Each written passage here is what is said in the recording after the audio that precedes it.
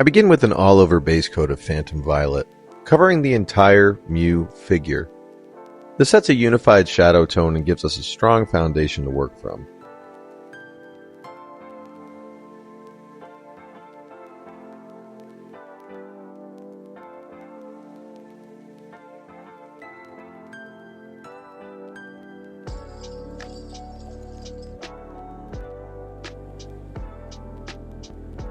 Next, I move into Elven Flesh and start mapping out the main tone.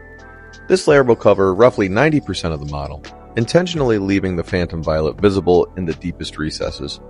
At this stage, I'm focusing on clarity of form rather than smooth blends, letting the shadows do the work for us.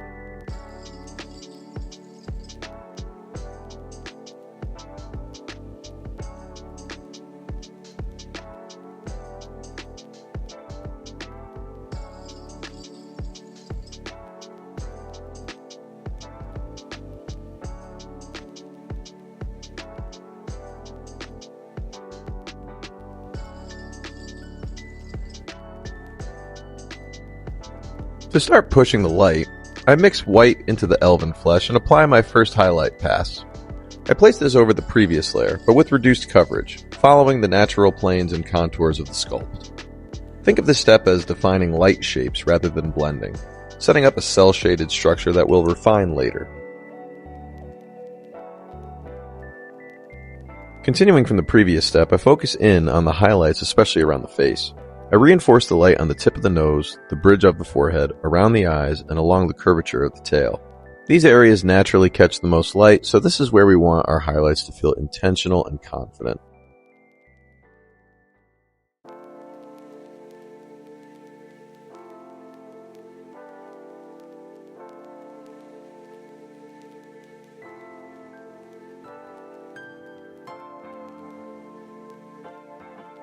To soften the transitions, I take the same highlight mix and apply it in a very diluted layer, gently blending only at the transition points.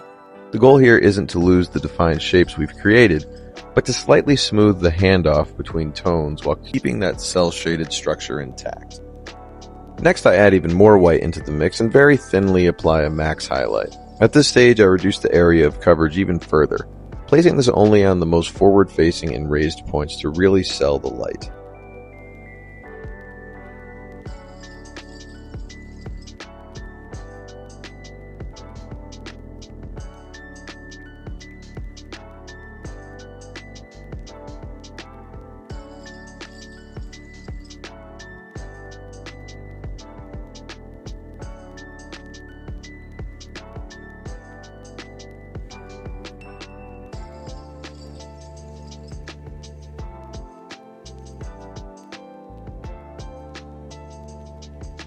With the main flesh tones established, I move on to the eyes. I start by outlining Mew's iris with Ultramarine Blue, keeping the shape clean and controlled.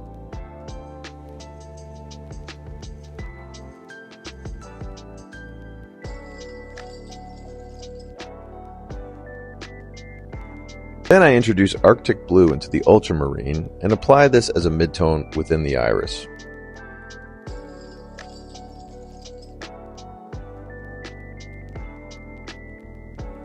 Finally, using pure Arctic Blue, I place the max highlight right along the furthest curve of the iris. This small pop of brightness adds depth and gives the eyes a lively, polished finish.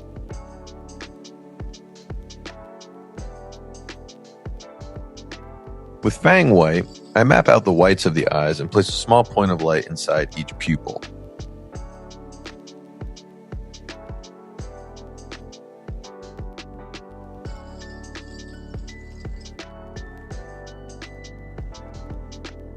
I follow this with a touch of nuclear white inside both areas to sharpen the contrast and make the eyes feel crisp and alive.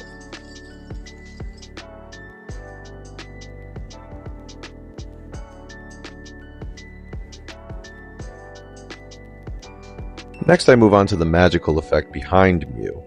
I begin with a base layer of Wonka Violet, applying it along the curved, cloud-like forms while intentionally leaving black in the recesses. This preserves depth and keeps the effect from feeling flat.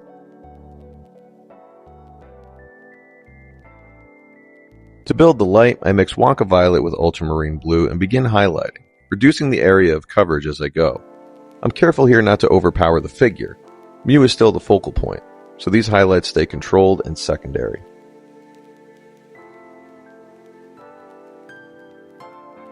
I then layer in pure Ultramarine Blue. Its softer, muted tone fits naturally within this color scheme and helps transition between the violets and lighter highlights.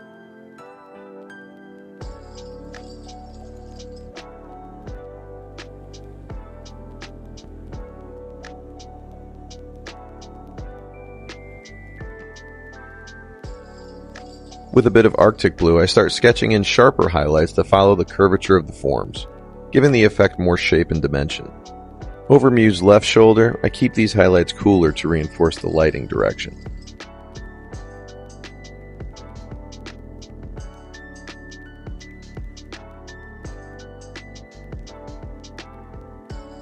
On Mew's right side, I mix Lollipop Magenta into the Arctic Blue to introduce a slightly warmer highlight. This subtle temperature shift adds contrast without pulling attention away from the figure. To finish the effect, I apply nuclear white on the cooler side, focusing on thin streaks and small points of light to sell the spectral shine. I repeat this on the warmer side, but start with Elven Flesh followed by Fang White instead of nuclear white. Fang White's softer, off-white tone keeps the highlight bright without feeling overly sharp.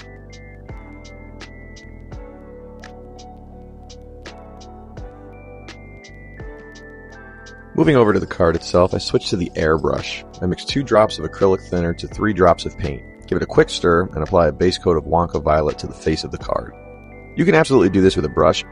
I'm choosing the airbrush here because it gives me very natural color transitions, which will matter in the next steps. Using the same thinner to paint ratio, I introduce Phantom Violet and spray it over the Wonka Violet. This is where that natural progression really starts to shine.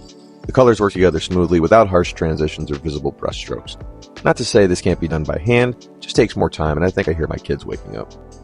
For the framing elements, I switch to Lollipop Magenta.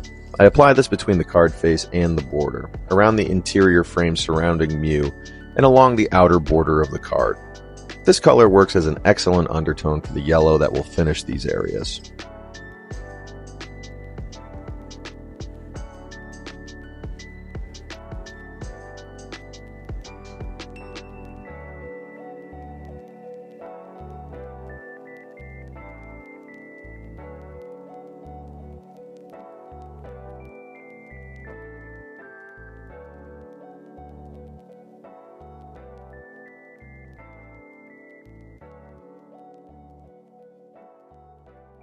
For that final color, I go in with Cyber Yellow. It's bold, eye-catching, and perfect for 3D Pokemon cards.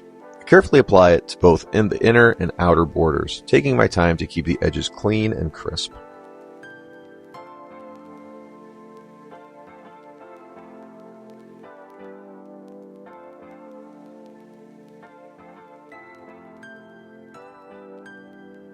Next is a little hack for the embossed interior text. I take a Q-tip and a bit of afterglow, and with just a small amount on the tip, I gently rub it over the raised lettering, letting the paint catch naturally.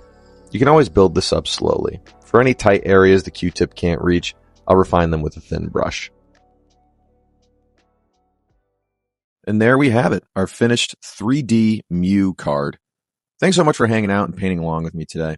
If you enjoyed this hybrid approach, combining cel shading with a bit of controlled blending, make sure to like this video, subscribe for more. A huge shout out to Nostalgic 3D Models for the creation of this sculpt. And a big thanks to Green Stuff World for about 99% of the paints featured in this video. Until next time, I'm Nick from House of Paint, and I'll see you for the next one.